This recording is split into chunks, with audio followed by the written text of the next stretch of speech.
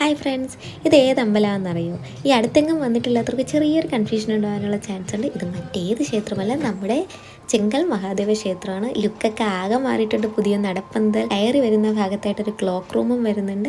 പിന്നെ ഈ ഗുരുവായൂർ സെറ്റപ്പിൽ ആ ലുക്കിലാണ് വന്നിരിക്കുന്നത്. രണ്ട് വശത്തായിട്ടും ചെറിയ ചെറിയ കടമുറികൾ, ഈ ടോയ്സ്, അലങ്കാര വസ്തുക്കൾ, പൂജാ വസ്തുക്കൾ, ഇതൊക്കെ വരുന്ന ചെറിയ ചെറിയ ഷോപ്പുകൾ വരുന്നുണ്ട്. പിന്നെ ഒരു മൊബൈൽ ചാർജിങ് പോയിന്റും വരുന്നുണ്ട്. പിന്നെ അത് കഴിഞ്ഞ് ഞങ്ങൾ നന്ദീശ്വരനെ തൊഴുതു, ചാരൂട്ടനെ കൊണ്ട് കാണിക്കടിച്ചു. അപ്പോൾ ആൾ നല്ല ഹാപ്പി ആയിരുന്നു കേട്ടോ. അടുത്തിനി ഉള്ളിലേക്ക് തൊഴാൻ പോവുകയാണ്. എൻ്റെ ചാരൂട്ടന് ഒത്തിരി സന്തോഷമാണ്.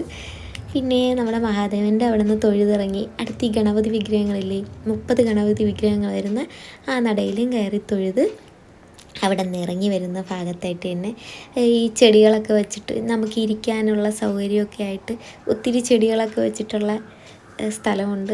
പ്രത്യേകിച്ച് ഈ വൈകുന്നേര സമയത്തൊക്കെ അവിടെ ഇരിക്കാൻ എന്ത് സുഖമാണെന്നറിയുമോ, ഒരു പ്രത്യേക സുഖമാണ് അല്ലേ ഈ ക്ഷേത്രം. പിന്നെ ഉത്സവ സമയമായതുകൊണ്ട് തന്നെ ഈ പൂക്കളൊക്കെ വെച്ചിട്ട് ഒത്തിരി അലങ്കരിച്ചിട്ടുണ്ട്. അത് കാണാൻ വല്ലാത്തൊരു ഭംഗിയാണ്. പിന്നെ ഈ നമ്മുടെ ഈ ഏറ്റവും വലിയ പ്രത്യേകത ഈ അമ്പലത്തിൻ്റെ ഈ ശിവലിംഗവും കൂടെയാണ്. പിന്നെ ഈ പൂക്കൾ കണ്ടപ്പോൾ എൻ്റെ ചാരൂട്ടന് സഹിക്കുന്നില്ല. ആദ്യം കളറൊക്കെ പറഞ്ഞു തന്നിട്ട് മെല്ലെ മെല്ലെ ആൾ അതിൽ നിന്ന് പറിച്ചെടുക്കാനുള്ള ശ്രമം തുടങ്ങി. പിന്നെ ഈ കാണുന്ന നമ്മുടെ ഹനുമാൻ സ്വാമിയുടെ ഈ രൂപം, കഴിഞ്ഞ പ്രാവശ്യം ഞാൻ വന്നപ്പോൾ ഇങ്ങനെ ഈ സ്വർണ്ണ കളറൊന്നും അടിച്ചിട്ടില്ലായിരുന്നു. ഇപ്പം അതെല്ലാം പെയിൻറ്റിങ് എല്ലാം കഴിഞ്ഞ് നല്ല അടിപൊളി ലുക്കായിട്ടുണ്ട്. അത് കഴിഞ്ഞിട്ട് സ്ഥിരം ഞങ്ങൾ അതിൻ്റെ ഈ സൈഡിലായിട്ട്, ഈ നാലുകെട്ടിൻ്റെയൊക്കെ സൈഡിലായിട്ട് ഉള്ള ആ വരാന്തയിൽ വന്നിരിക്കും. അവിടെ ഒരു പ്രത്യേക സുഖമില്ലേ ഈ സ്ഥലത്തിൽ. ഇവിടെ വന്നിട്ടുള്ളവർക്ക് അതൊന്നും ഞാൻ പറഞ്ഞു തരേണ്ട ആവശ്യമില്ല. അവിടെ വന്ന് ചാരൂട്ടം കുറച്ച് സമയം ഇരുന്നു. പുള്ളിക്കാരിക്ക് ആകപ്പാട് കൺഫ്യൂഷൻ, ഇരിക്കണോ നിൽക്കണോ ഓടണോ എന്നുള്ളത്. എൻ്റെ ചാരൂട്ട ഓട്ടവും ചാട്ടവും കളിയും എല്ലാം തുടങ്ങി. പിന്നെ എനിക്ക് ഏറ്റവും വലിയ ഭാഗ്യമായിട്ട് തോന്നി, എനിക്ക് അവിടുത്തെ വിളക്ക് കത്തിക്കാൻ കഴിഞ്ഞു. ഇത്രയും നാൾ എനിക്ക് പറ്റിയിട്ടില്ല. ഒന്നുകിൽ വിളക്ക് വയ്ക്കുന്നതിന് മുന്നേ തൊഴുതിറങ്ങും പോവും, ഇല്ലേ അതിന് ശേഷമേ എത്താറുള്ളൂ.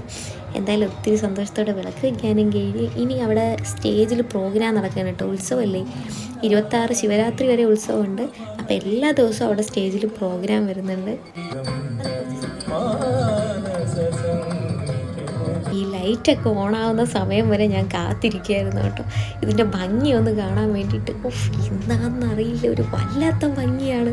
ഈ വീഡിയോയിൽ കാണുന്ന പോലെയല്ല ഈ ഭംഗി. ശരിക്കും അറിയണമെന്നുണ്ടെങ്കിൽ നേരിട്ട് ചെന്ന് കണ്ട് തന്നെ അറിയണം.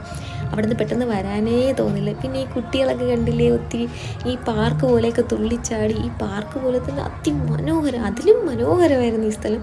കുഞ്ഞുങ്ങൾക്കൊക്കെ ഒത്തിരി ഇഷ്ടപ്പെട്ട് തുള്ളിച്ചാടി നടക്കാനും.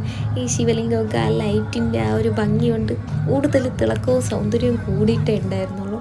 അവിടെ നിന്ന് ശരിക്കും പറഞ്ഞാൽ വരാനേ തോന്നില്ല. ഈ വൈകുന്നേര സമയം ലൈറ്റൊക്കെ ഇട്ട് കഴിഞ്ഞാൽ പിന്നെ അടിപൊളിയാവും. എൻ്റെ മോളെൻ്റെ ചാരൂട്ടെ ഓടിച്ചാടി, പുള്ളിക്കാരിക്ക് വരാനേ വയ്യ, കണ്ടില്ലേ വിഷമിച്ച് നിൽക്കുകയായിരുന്നു.